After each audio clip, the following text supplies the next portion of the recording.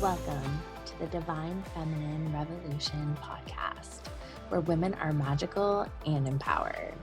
I'm your host, Dr. Megan Monday, psychologist turned transformational feminine business coach. This podcast is for you if you want to prioritize your own pleasure, face your fears, and manifest your desires. This podcast is sponsored by the Fearless Feminine Academy, where I teach women how to turn their trauma into their superpowers. My goal is to show women that we can heal our world by creating time and financial freedom by doing whatever the fuck we want. Are you ready for the Divine Feminine Revolution? Let's get vulnerable and go deep. I'm so honored that you're here.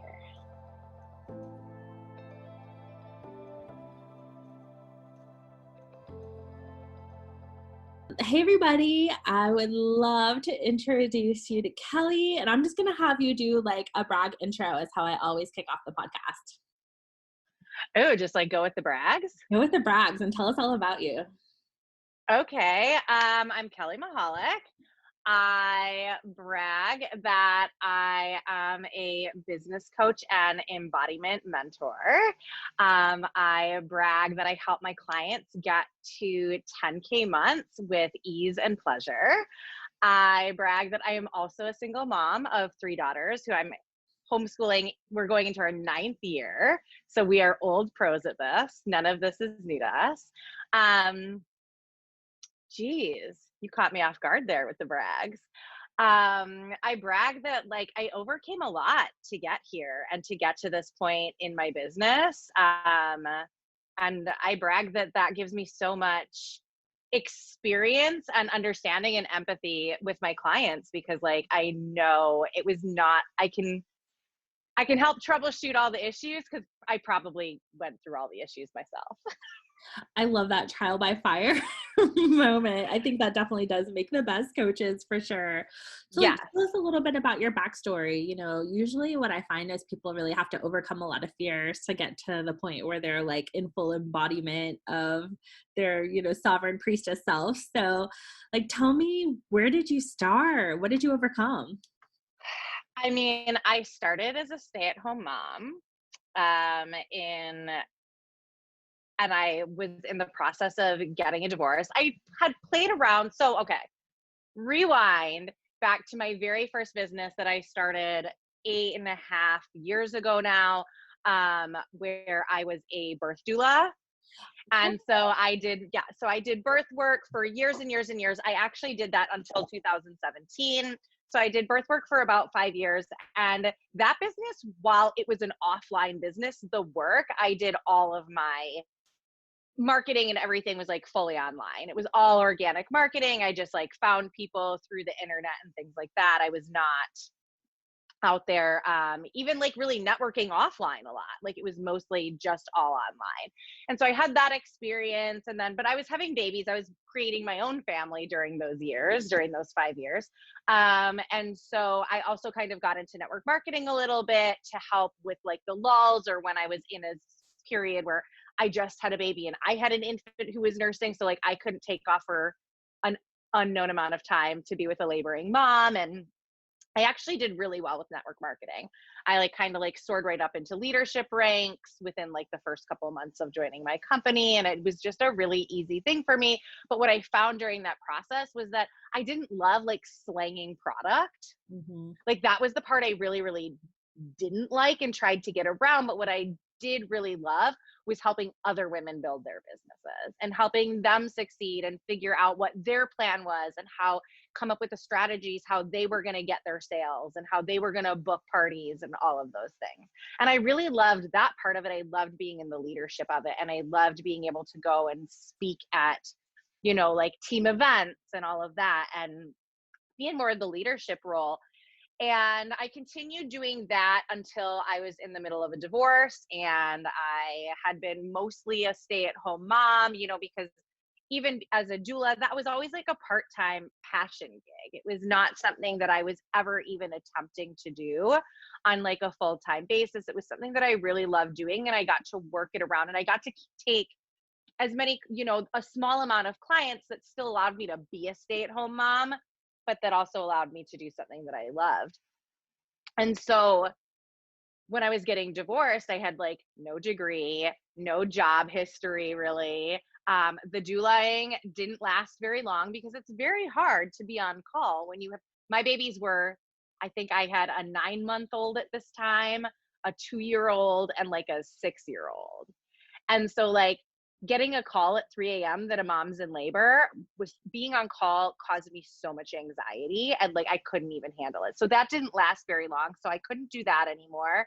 Um, the network marketing was good, but it wasn't going to be enough. And everyone was like, well, I guess you got to go get a job. And I was like, fuck that. Do we swear here? Are we swearing Yeah, people? you can. Okay. Oh my God. Okay. I just love, your story, because I think a lot of times people start with passion projects. I can even think back to like when I was like working, like food service jobs through college to put myself through college, like they were all small businesses. And so I was there for a reason. I was learning how to run a small business. And I think so many people start with one or two kind of passion projects before they really land on what's going to be like their real business. And so I feel like it's just so important to like validate that this is such an important part of the process, and that like you learn so many powerful lessons along the way.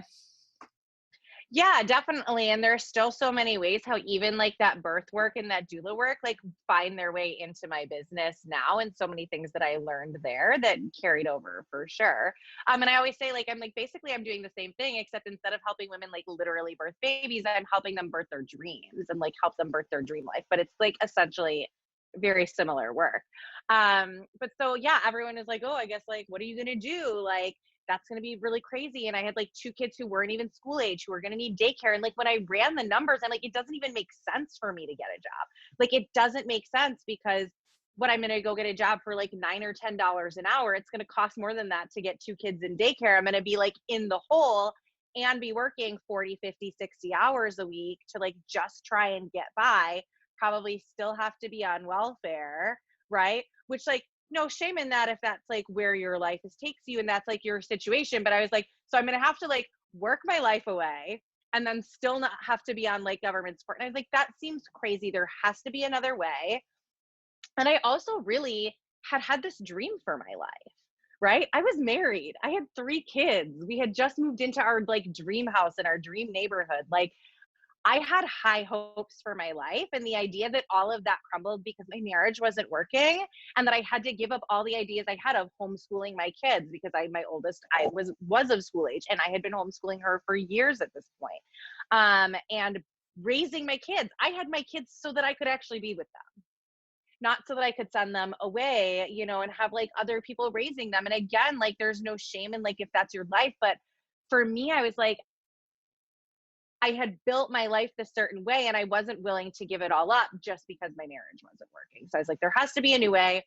So everyone thought I was crazy. Literally, I don't think one person in my actual life, supported me and like thought was like, yes, what you're doing is the exact right thing to do, Kelly. Like you go on, tell me how I can support you. Everyone was like waiting for it to all like fall apart, and like thought that I was crazy. I'm pretty sure. At least that's how it felt on my end, is that I was like fully unsupported and nobody got it.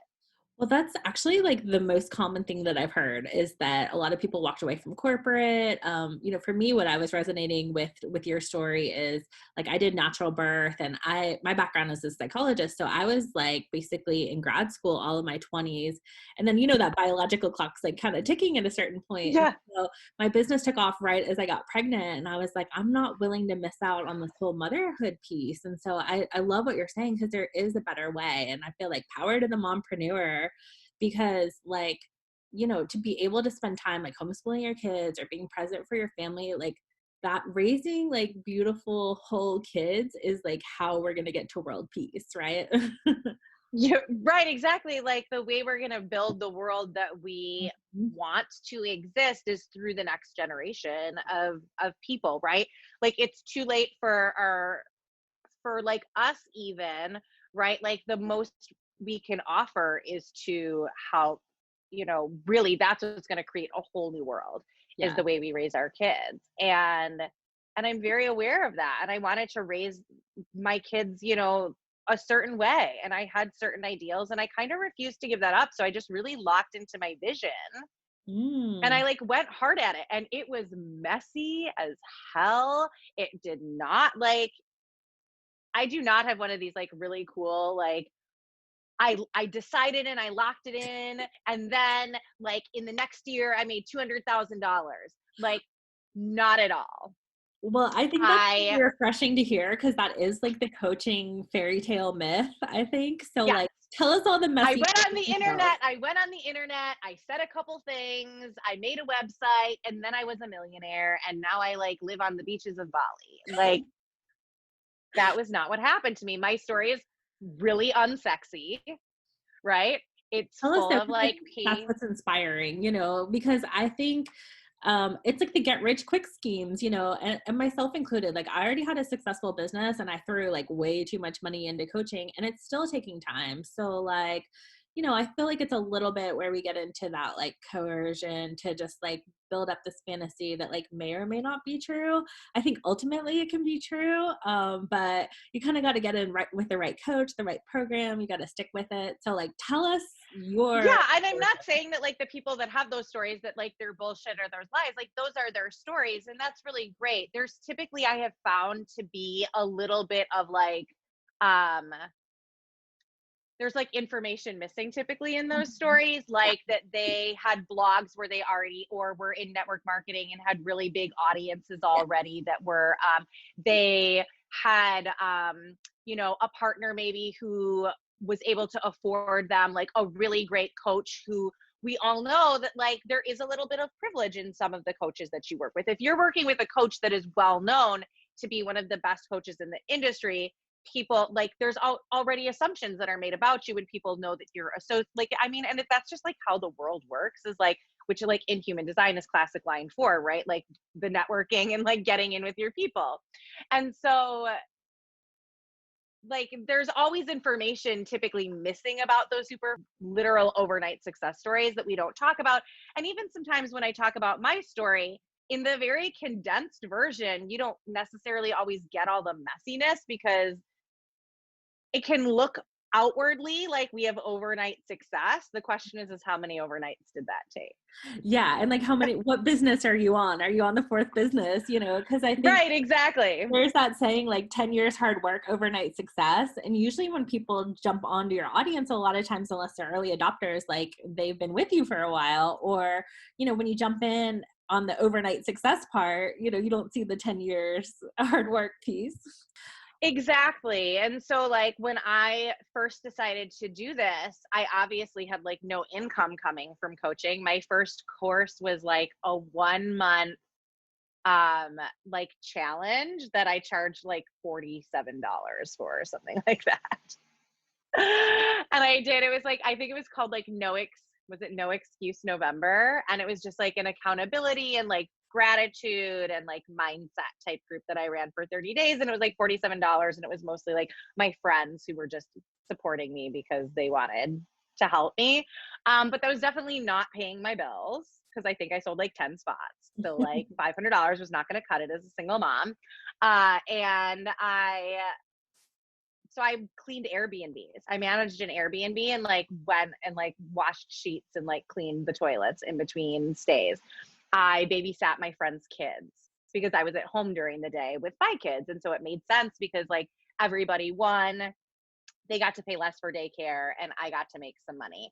I did promotional modeling for liquor companies. So like when you go out to the bar and like there's like the Jack Daniels girl who gives you like a free shot and a pair of golf socks, like that was me. And like working at like golf invitations and parties and events, like giving away swag and liquor, like on the weekends when my kids are with their dad. Like I hustled to make it happen and it was still a grind. And there was a certain point where it was just getting too hard.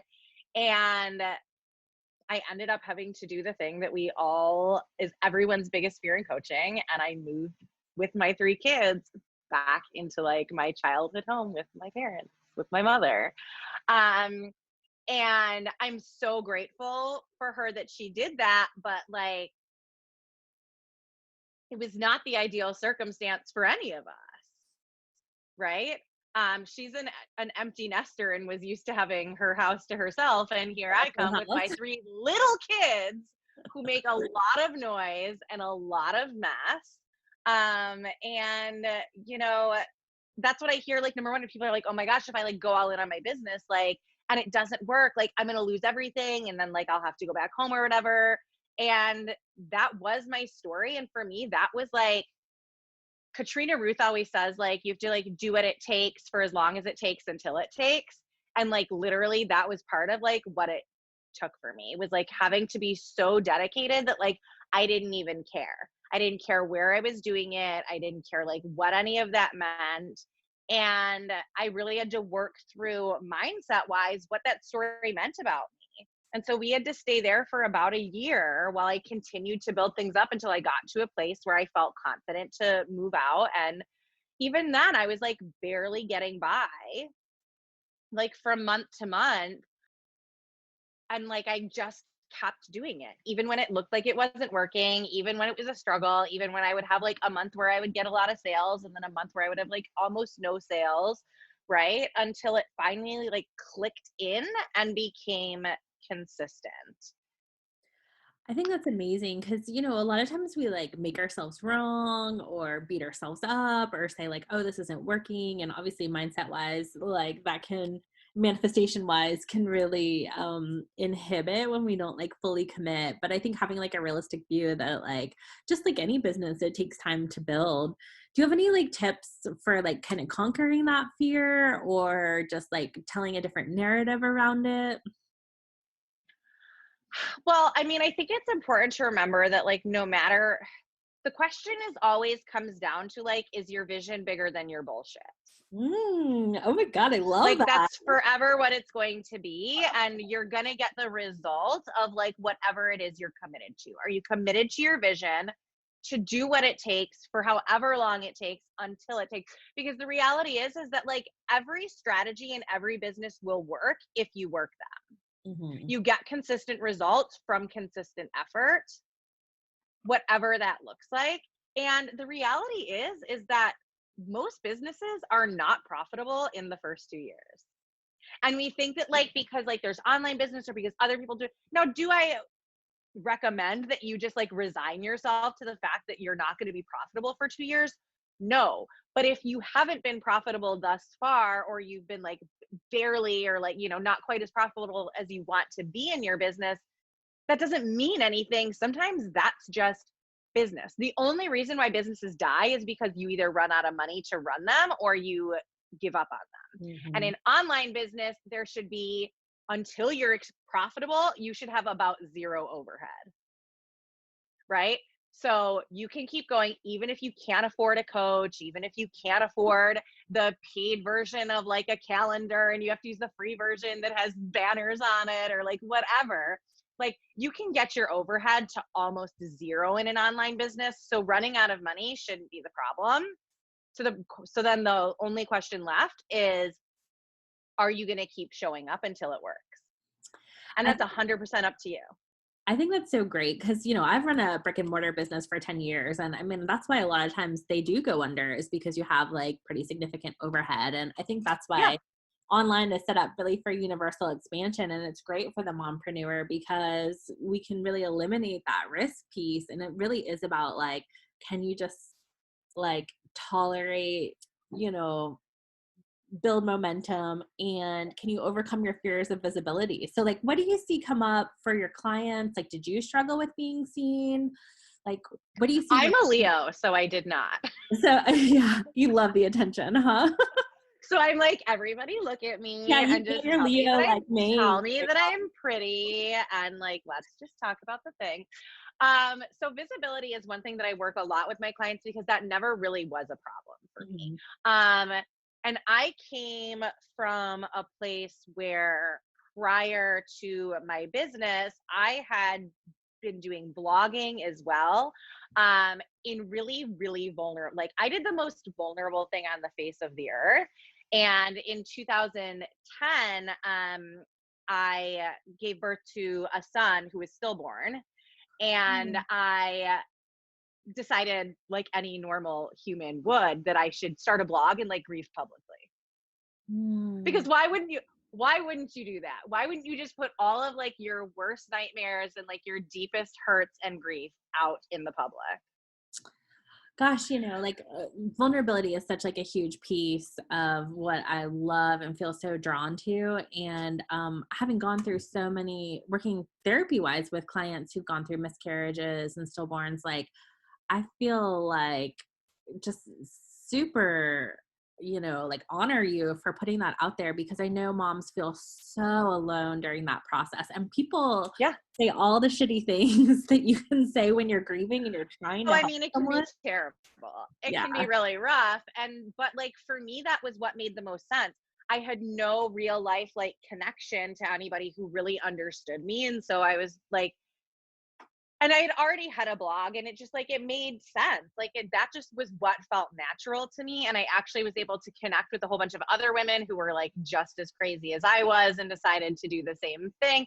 And also like, but one of the things too about that was that if I did it like that, then people didn't have to come at me all the time and ask me how I was. Like they just got to like read, right? They just got to like go, and they got to keep up and like know how I was doing and what I was going through without me really having to like say the same things over and over and over again. And it actually felt so like much easier in a way. But it was very vulnerable, but I found my way to like a great group of women who we eventually were able to like meet in Texas for a weekend and spend a few days together, which then birthed a nonprofit that I was on staff on for 6 years. Wow. And so yeah, so it was like, I had already kind of like shown all of my scars and the worst parts of me, I felt like, very vulnerably. So like when I stepped into my business, it that wasn't something that I really struggled with. But there's obviously parts of my life that, like when I moved back in with my mom, I was not like shouting that from the rooftops. Like that didn't feel really great or whatever. But here's the thing. I think that, and this is a big misconception in online business, vulnerability and authenticity does not mean that your audience has an all access pass to your entire life. Yeah. You get to have privacy. You get to have things that you don't share because it's nobody's fucking business. And I think it's also very important, and this was a lesson that I've learned over the years, that when you want to be the expert, when you want to be the authority, it is more in service to your clients. Like when I was doing my grief blog, that was about me. That blog was truly to be in service to me and my process. But my work now is about being in service to my clients and to my audience. And what is most in service to them is for them to see my journey from my wounds and not from my scars and not my wounds. So now I do not often write about things that I'm going through in real time, because in real time, it's messy. And I maybe haven't found all of the nuggets yet. And I can be fully authentic and vulnerable without like letting you be a fly on my wall, knowing about everything that I'm going through. And when I'm able to share and teach from my scars, from when things have healed and when I've been able to process through things, then I can bring a lot of power to the situation that's actually helpful to you, so that then you can glean out the good that you can take away from it. Yeah, and I think that's so important. Like, you don't want to write about the stuff that's happening it live where you're bleeding out, unless you said like the blog where it was like, you're doing this like healing experiment kind of thing. Right. That was 100% for me, and it had nothing to do with anybody else. Yeah, and like you're saying, to be able to present like the transformation piece, but I'm definitely all about the idea that like your mess is your message. And I think, when I worry about that, because as far as like being a therapist, there's a little bit of this like, okay, you're supposed to like kind of have it all together. And then I think about Brene Brown, and I'm like, she got so famous by going on TED Talk and saying that she had a breakdown. And I think that it's so powerful to like rewrite this narrative to like really just humanize that like everybody suffers, everybody's got issues. I want to do like a program around like, the Me Too movement, like Me Too mental health, because so many people struggle with anxiety and depression. Like it's just universal practically at this point, which kind of has to make you wonder about what's going on in our culture that like so many people are experiencing this. But I just love Yeah. that you are like so bold with sharing, you know, the things that have happened. And I just feel like that's so freaking inspiring. I love it. Thank you. Yeah, and for me, like, I mean, I've had my own histories over the last like couple decades with anxiety and depression, as far as being like diagnosed with clinical depression, with generalized anxiety disorder, with panic disorder, you know, being on medication, off medication. Like, I've had my whole journey with that. And one of the things for me that was the root cause of that was not fully allowing myself and having permission to be me. Yes. Oh, And the more I tried to like shrink and sugarcoat and like bend and break and divorce parts of me, and that I was like afraid to speak and that I wasn't fully myself, the worse my depression was, the worse my anxiety was. And what actually ultimately, and this isn't going to be everybody's story, and I know that, but what ultimately like freed me from all of that, and not that I don't still have like my moments. And when I do, I have to like check myself on this. Like, where are you hiding? Where are you not being yourself? Because while it feels so scary to step out and allow yourself to really be seen, like that's the most freeing thing you'll ever experience.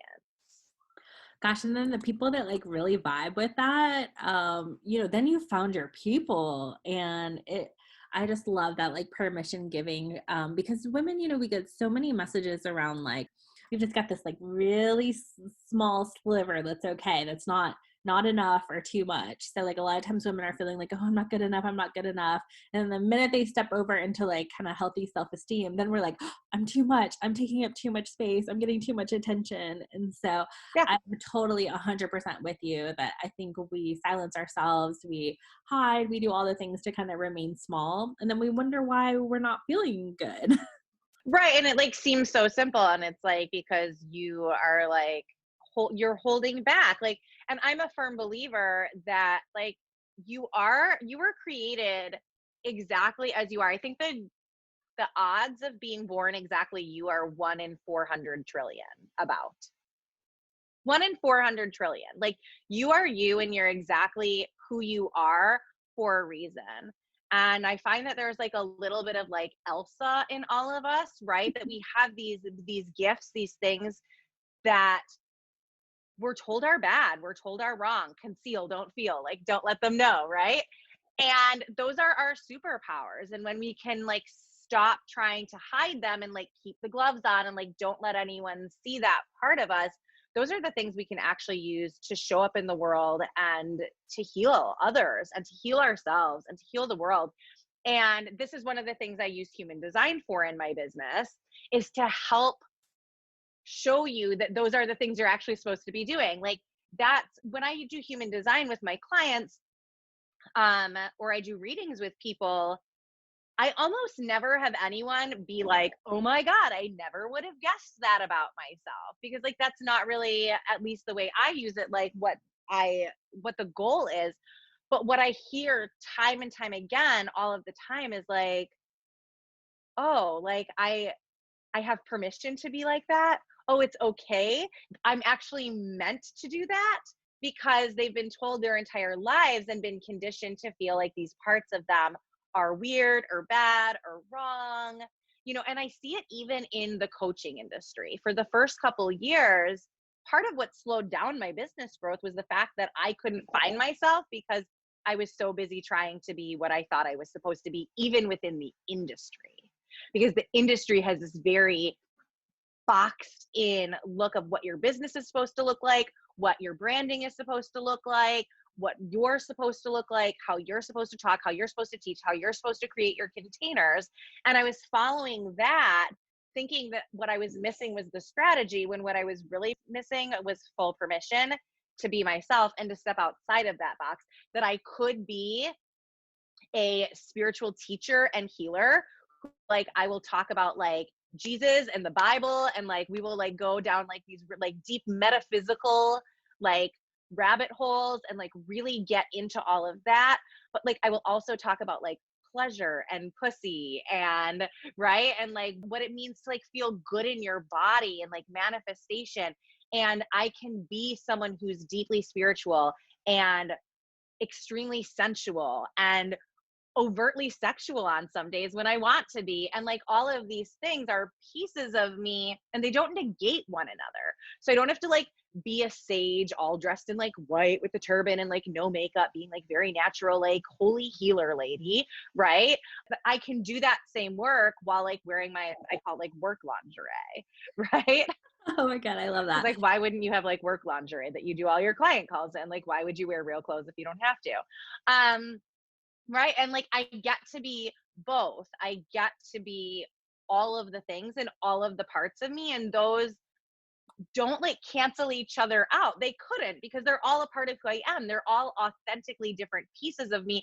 And instead of trying to like keep like the freak in the sheets and like the holy girl in church and like the mom over here and like this part of me, instead of trying to separate it and like categorize it and keep it all very segmented, like the thing that actually made my business click and like really take off was when I allowed myself to be all of those things really unapologetically at the exact same time. Oh my God, I love that so much. And, you know, like permission for everybody listening to like, you don't have to be like the virgin or the whore. Like, I think this is such a big Be part both. of embodiment, right? Is that we can own our own pleasure, which I think we're just so taught to like fragment off from that and almost like dissociate from it. And I think And to martyr ourselves. yes, That oh my like the God. business gets my life, my kids get my life, my clients get my life. And then like there's nothing left for us because we've become the martyrs. Yes. So like, did you have some of that? Like, how did you get rid of martyrdom? Because I feel like, I want to know what your human design is also. I am a 6'2" emotional manifesting generator.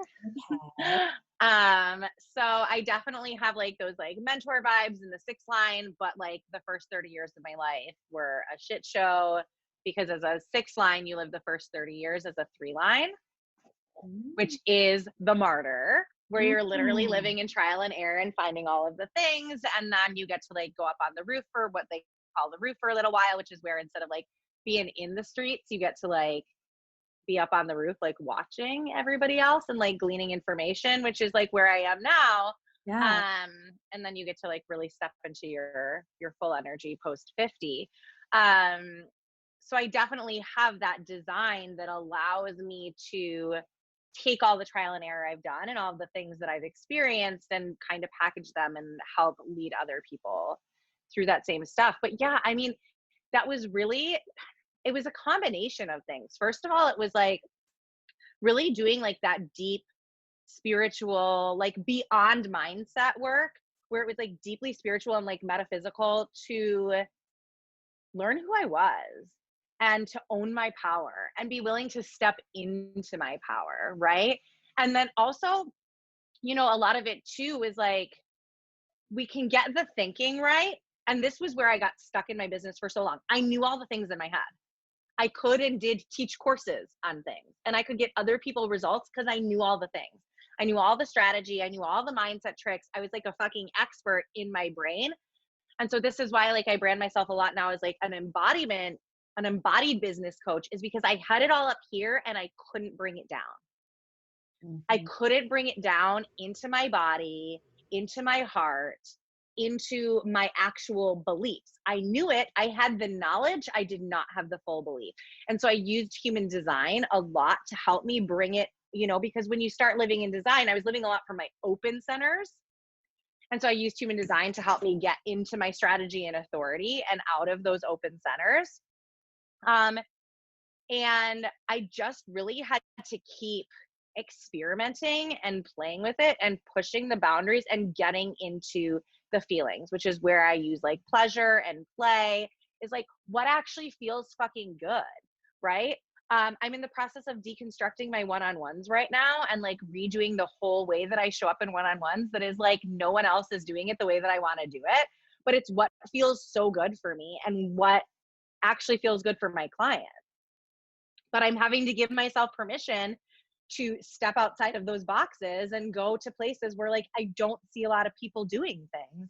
And you have to be willing to make the mistakes and remembering that like there's really no such thing as mistakes. right? Like you're always where you're supposed to be. If you were supposed to be somewhere else, you would be somewhere else. You can't really fuck it up. Like, and that's a belief that when I really anchored in that I couldn't fuck it up, that no matter what, even if it cost me my house and having to move back in with my mom with my kids, and like, even if it, tanked my business or like, hit my income, like whatever, no matter what the external said, like I couldn't mess it up because I was always getting exactly what I needed, whether that was a lesson or more knowledge or a deeper understanding.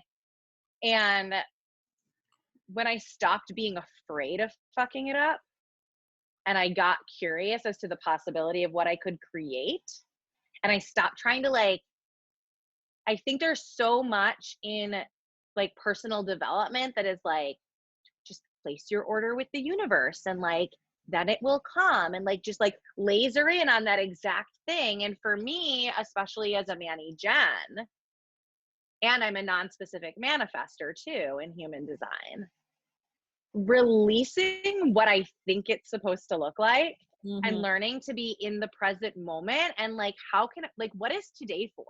What is this moment for? How can I suck all of like the life and the marrow out of this moment and out of this day?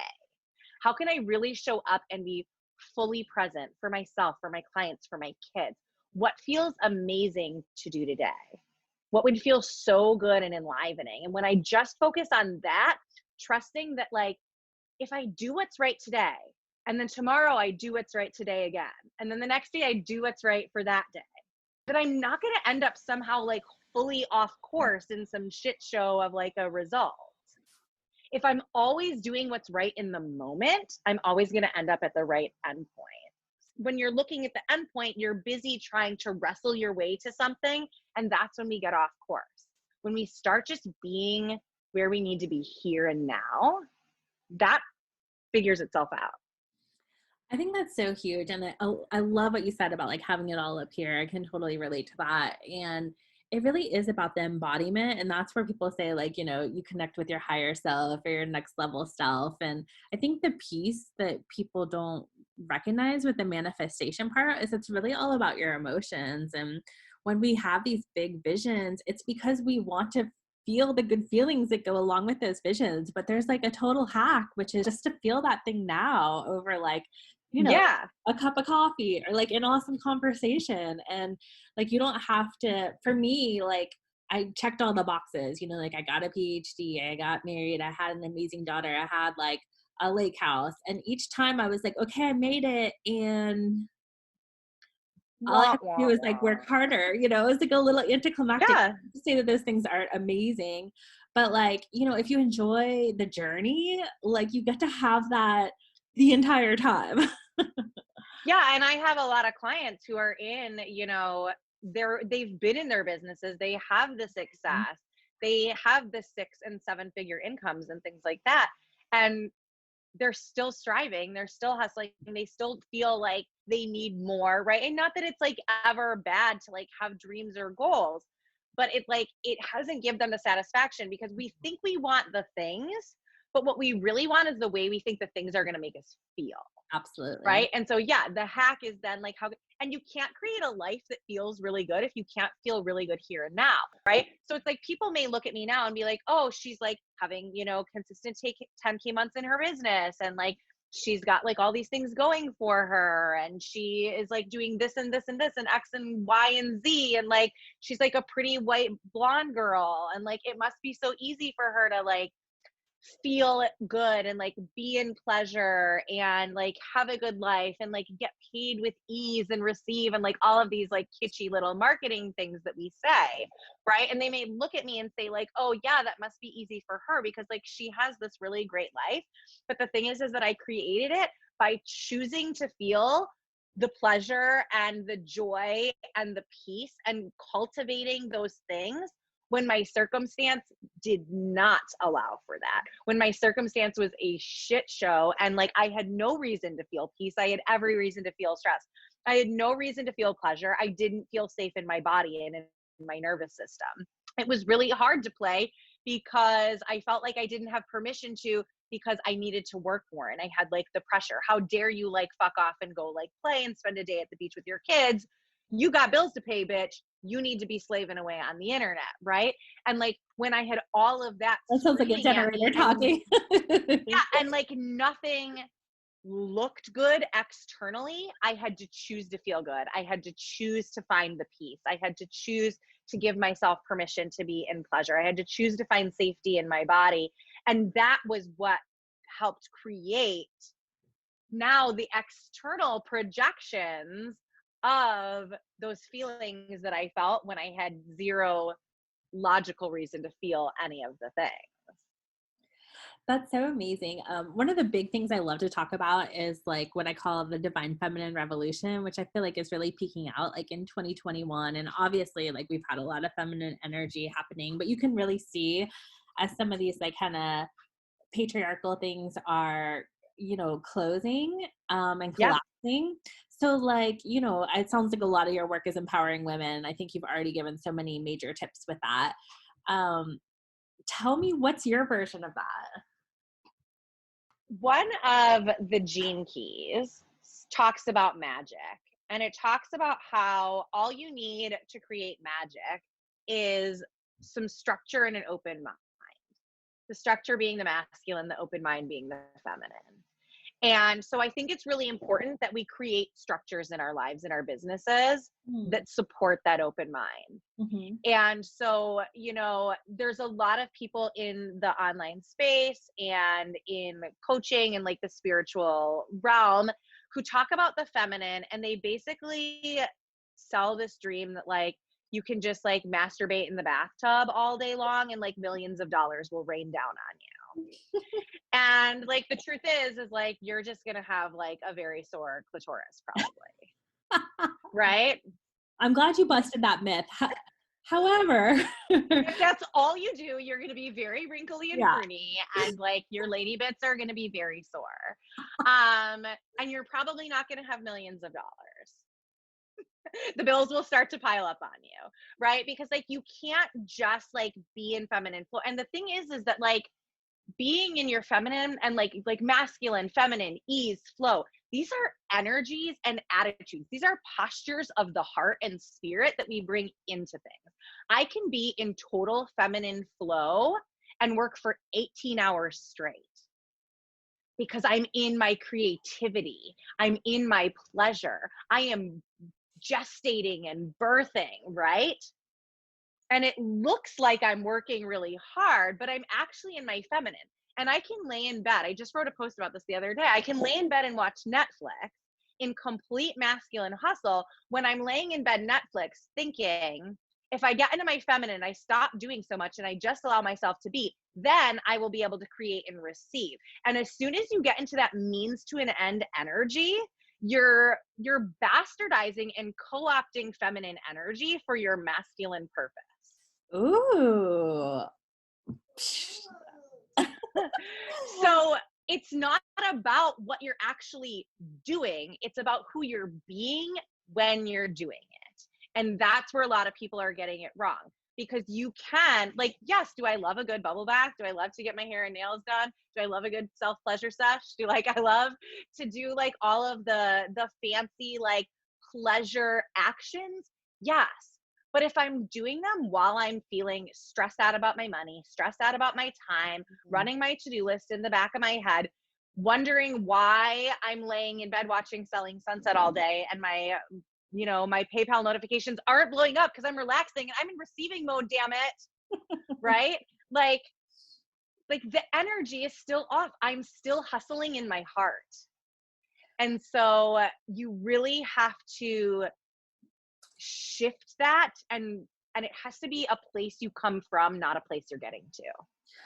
Oh my gosh, I'm having so many powerful insights here. So I guess what my daughter's totally like sneaking into this session. I'm shocked none of my three have come in. She's busted in. I'm here for like all the humanity of it. When I first started my business, like in 2018, when I was like still living at my mom's house and like doing my first group programs, if you go back and you watch those, my one daughter who was like one or two at the time, is like in every single video. She's sitting on me, she's nursing, she's like, I'm changing her clothes. Like, and I just always made it a rule in my business that me being a mother is, again, like about being all the parts of you, is a part of who I am. And there's room for like all of my humanity, and that I don't have to be some like perfect, like again, I'm not in a boardroom at a company, like being employed by someone. Like, this is a part of my life. It's a part of who I am. And instead of like my kids interrupting or anything being something that people looked at and saw as unprofessional, it was going to be something that inspired other moms to know, like, oh, hey, it doesn't have to be perfect, and I can do it too, even though I have all these crazy kids running around, and sometimes they interrupt me during my calls or are screaming in the background of my Voxes. That's fine, because we get to be like whole ass humans. I love that so much. And I think just seeing those like mompreneurs show up where they're like literally on a live nursing is just like, so inspiring. It's like, wow, if you can go live with like a baby on your tit, like that is the new paradigm, And I would like change diapers while I was like teaching a course, like. And I think we're raising the next generation of like coaches and revolutionaries and, feminine CEOs by like, my girls. And it's a really great way to like model for your kids that like you don't have to choose, right? The world wants us to work like we don't have kids and raise our kids like we don't work. Mm-hmm. And like, well, why do these have to be opposing forces? Like, I'm here to create the world where we get to do all of the things that, like, again, and be all of the parts of us at the same time, even when our kids are hanging on us and interrupting us, because like that's part of life. And like, what a fucked up society we have created where it's a bad thing to have to take care of your kids, and that somehow disqualifies you, when really it should qualify you more, because like we can multitask, right? Like motherfuckers, right? Like, I dare anybody else to get as much done in a day or at the same time as I do. Exactly. Like, I'll put money down. If anyone wants to like challenge me on that, like feel free to come at me, like especially like a man in like a corporate position. Like, I challenge you to take care of as many things in a day as like I do, because I'm running a 6-figure business. I'm raising 3 kids. I'm schooling them. We're learning how to read. I'm also doing laundry and like feeding meals and everything. Like, I've got a quick question for you. Like, I was having so many aha moments as you were ripping, and you were giving so much permission and integrating so many things that I've learned in pieces. So I just wanted to step back and like ask you, just from a really simple point of view, like, how do you view feminine energy and how do you view masculine? Because I love the interplay of what you were just talking about. Yeah. So I think in reality, when you pull it back to its simplest part, it always comes back to the harmony of the two. That it's not separate. It's not like I'm doing masculine things or I'm being feminine, right? Like, it's all about integrating the two into this one harmonious energy of like, I do and I be at the same time. And when I like, and the reality is that, the feminine is the creator, right? Is that open void of the being, and who you be will always dictate what you do. Mm-hmm. Always.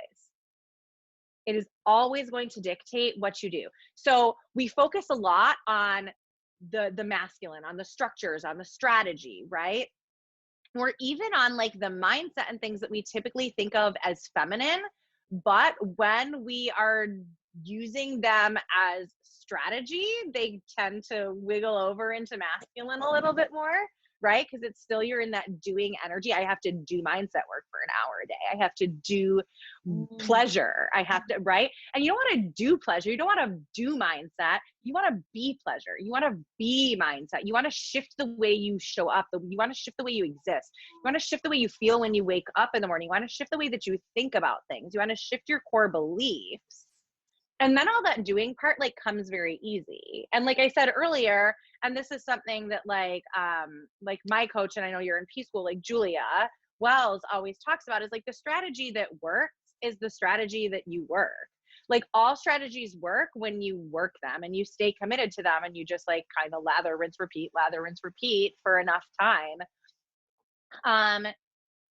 And that's because the doing like shifts as you're being.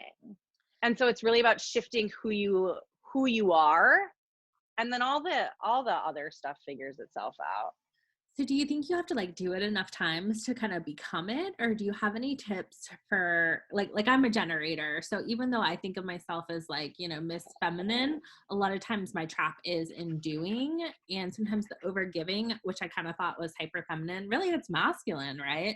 So like what are some tips on just being? So that's actually really deep work, Yeah. right?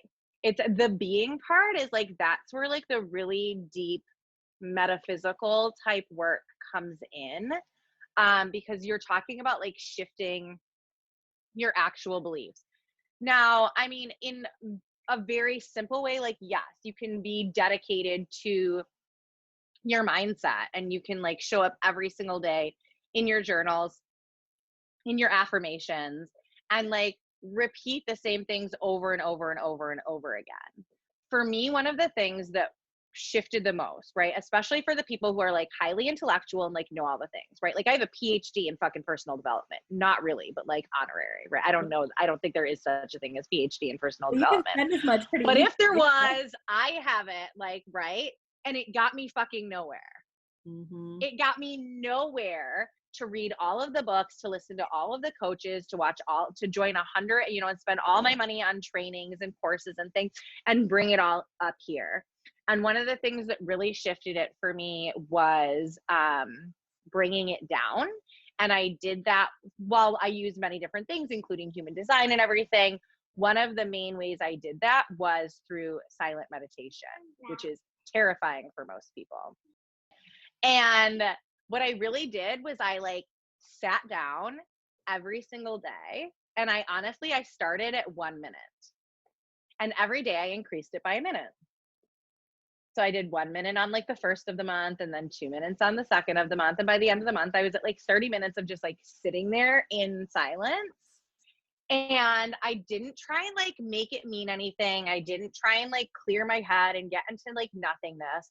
What I really just focused on was feeling what I wanted to feel in like my heart space. So like I always find that like when you put your hands like here, it automatically like drops you down. Oxytocin, good oxytocin meditation there. It immediately drops you down. You can be like all up in your head, and like the second you go here, like your attention just like, it comes like pulls right down into your body. And I just like focused on expanding that feeling for like a little bit more every day. Like I am full, I am complete, I have everything that I need. I don't even have needs, like everything I need in this moment. And here's the thing, if you can sit in that moment and you can get really, really present in that moment, you literally need nothing. When I'm sitting here meditating, it doesn't matter if my bills are stacking up. It doesn't matter if I'm having problems in my relationship. Nothing matters, because in this moment, I have everything I need. And that can be 100% truth for that moment there. And if you can like lock into that feeling over and over and over again, a little bit more every day, that like I have everything I need. I am so full and complete. My life feels so good to be here. I am full. I am in overflow. I have joy. I have peace, because in this moment, my focus is to meditate. I can be stressed about everything when I get off my mat. Mm-hmm. When I get off my mat, go ahead, be all the stress, be all the hot mess that you need to be off your mat. Find time every single day to get to your mat and like just be there for those few minutes. And then you'll watch those feelings and that attitude, and then eventually the actual physical manifestations walk away with you off your mat after a certain amount of time. That's so huge. We would like use that as a mindfulness practice. Can you just like go like a minute or 5 minutes for whatever for your practice without having a problem? Because it's like we're addicted to more, like whether it's destination addiction or more problems. It's just like the human mind is always just like trying to grasp at the next thing or strive for Yeah. the next thing. So it's like, I don't need a client today. I don't need someone to buy my program in this moment. In this moment, I don't need someone to do that. I don't need somebody to buy. I don't need a client. I don't need the money. I don't need the resolution. I don't need the certainty. I don't need anything. I'm like just here to be here. I love that so much. And I sort of had the metaphor of like, you know, like an egg is the feminine energy. And what does she do? She just sits there and ripens and waits. And then the sperm is the masculine energy that's in a mission. Yeah. And so like, you know, I think sometimes we get so focused on like swimming around trying to find people when really we need to open to receive. So I just feel like the work that you do is so powerful. So tell us all the things, like what are you selling? How can we work with you? Where do we find you? I'm actually starting my new program. It's called the Play Day Payday. And this is a 12-week program on creating your 10K months with ease, with flow, with pleasure, with play. You know, I always say like my Play Day Paydays look like, you know, being able to like live my life and not work it all the time. It's taking my kids to the beach and having sales come through.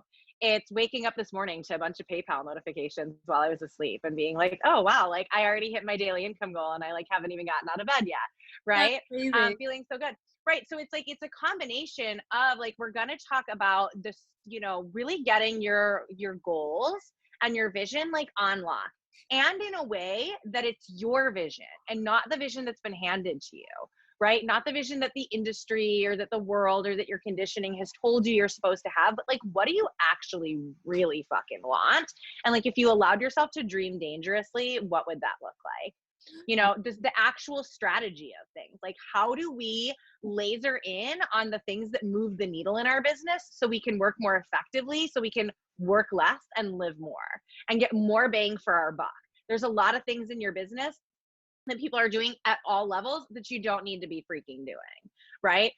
Some things you can outsource, some things just are really unimportant. And so like, how do we clear that off and laser in like what's actually moving the needles? What's actually bringing money in for you?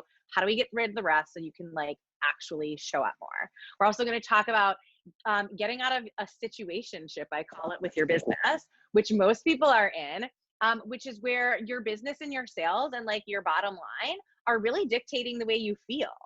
And when you're running an online personal brand, it's really easy to get wrapped up in this entanglement with your business where if you don't book the client, if you don't get the sales, that it means something about you. And so how do we separate ourselves when we are our business, right? And your business is like an extension of you. How do you keep that separation and have those boundaries that allow you to feel good regardless of what's happening in your business, regardless of what's happening in your bank account? Because that's one of the number one traps I see keep people stuck forever. And it totally is a trap. So Miss Luna wants to show her, talk about Play Day. Oh, yeah. She wants to show her drawing. Her and her dad were looking for Bigfoot earlier. So you want to show it? Ooh. Okay. She do a little Bigfoot moment here.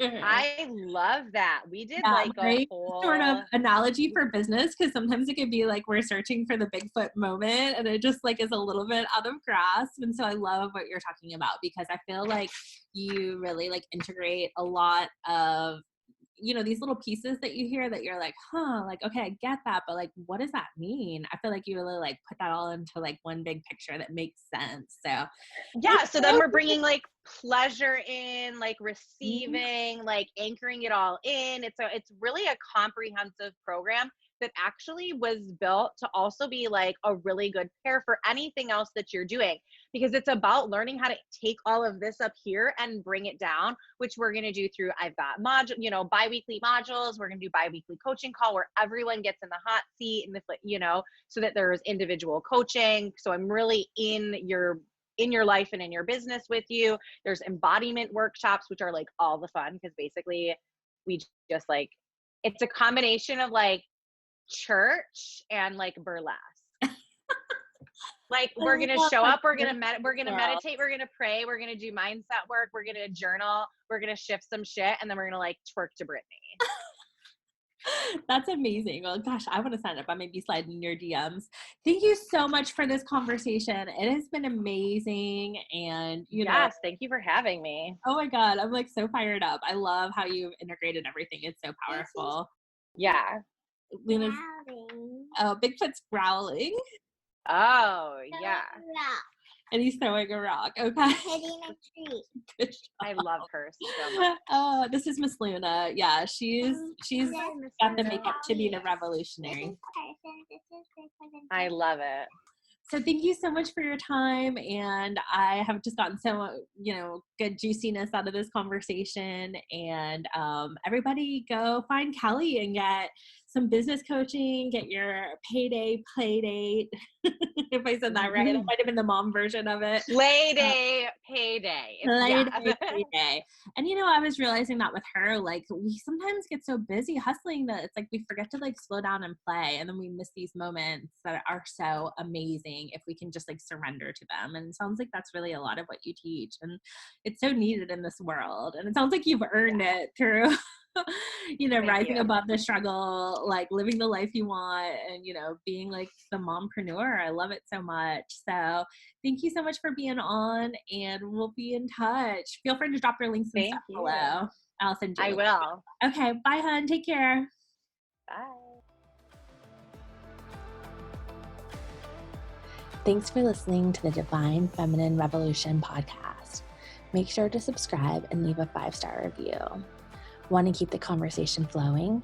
Find us on Facebook at the Divine Feminine Revolution Facebook group, where revolutionary women gather to listen to their hearts, monetize their gifts, and change the world.